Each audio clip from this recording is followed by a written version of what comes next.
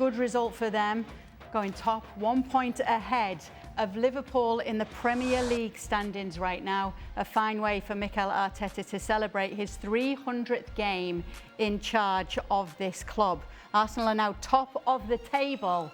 And I wonder for you guys, if we can talk about what it feels like to be the hunted rather than the hunters for Arsenal. Will that change anything for them, Frank? The pressure being on them now that they are the leaders?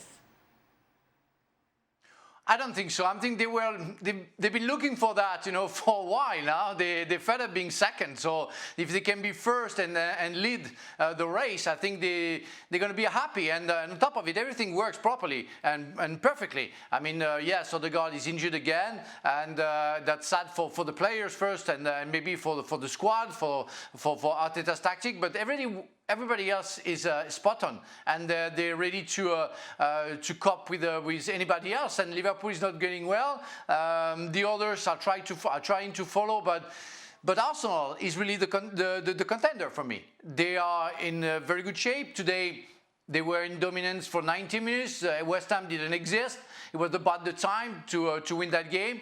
And I think they're going to be pleased with the result. And if they're first, they deserve that. And I think they want to keep it. So now they're happy to be chased. How does the perspective change for you when you're being chased? At this time of the year, it doesn't matter as much. It's after Christmas when you find out whether teams... it goes two ways. When you're at the top, you either grow another 6 inches, get another second on your 100 metres, or you go the other way. You start overthinking about it, and then you start tensing up. But it really only applies more than anything else in the second part of the season. After Christmas is when it matters. And I think it was, 2022 when Arsenal got themselves ahead and bottled it, basically. But this Arsenal side look a little different. They certainly look way more experienced, way stronger, way more organised. So I don't believe that this Arsenal side will have a problem being chased, quite frankly. This game today, if it is an example for what's to come, although you don't play West Ham every weekend, this was a glorified training session. It really was. That's how much better Arsenal was than West Ham. And if you're looking for a team that right now seems to fit all the narrative and check all the boxes of what it takes to be a champion in the Premier League, Arsenal is closer to checking all those boxes, much more so than anybody else. There are less questions about Arsenal than there are about everybody else, and based on today's performance, that was the performance of a team that knows they're better than the opposition, they put the game away, they put the game beyond doubt. There was no question as to who was the better team. No stress, no issues, no drama, nobody with their hands on their knees. No. Just solid, mature, comfortable performance. The more performances like that you have, that your Arsenal, come the turn of the year, they're going to feel a whole lot better about themselves. Right now, they feel a whole lot better about themselves than everybody else does because they don't have as many questions as everybody else does. Don, you called the game today. Obviously, the negative today is Odegaard was able to walk down the tunnel but had a knee brace on and said he was not positive about the injury. Yeah, it can be one or two things. Having been there myself, it was a bone-on-bone, a knee-on-knee collision, which hopefully is a contact injury. Then it's a little bit sore.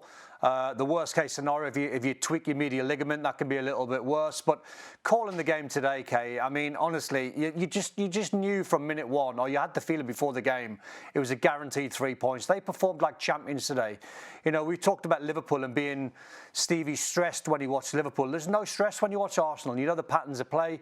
They had a bench today, Arsenal, to absolutely die for. Jesus was still injured. Madueke's still injured. Havertz still injured. Their bench today, if any one of the players in the first 11, as in Odegaard, got taken off through injury or a lack of form or whatever, Zubimendi then came on. It was like for like. They were so strong. They were mature, I think, as Ali said. They kept the ball, the patterns of play. They just breezed past West Ham. West Ham put up a little bit of a fight, to be fair to them, but Arsenal's XG was close to 3, and it could have been, it felt like, watching the game, if they needed to turn it on and they needed to go through a gear or two, they could have done it and probably won by 4 or 5. They were perfect today, Arsenal. Don, I must talk to you. Wait, you refer to Don as Dr. Hutchison. Dr. Hutch, I know. Yeah. Did you? No. Don talking about the old injury and giving the old diagnosis. Yeah, Dr. Hutchison. I must talk about West Ham. A quick word on them now. Nuno Espirito Santo definitely can see the size of the task that lies ahead of him, Don.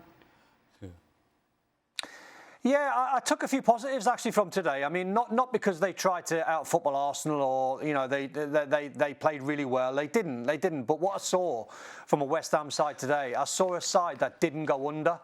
You know, Chelsea walloped them 5 at the start of the season.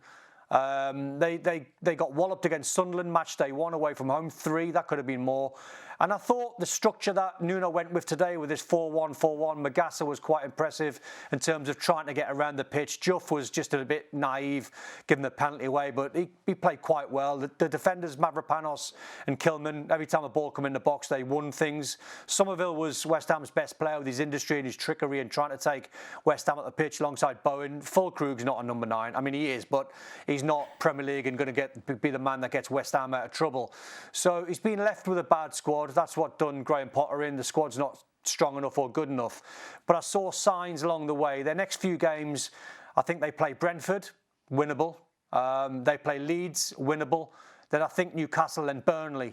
So there's quite a few games, 3 out of the 4, where you might think West Ham with a win or 2 might just get them out and get them out the bottom 3. But it's going to be a scrap.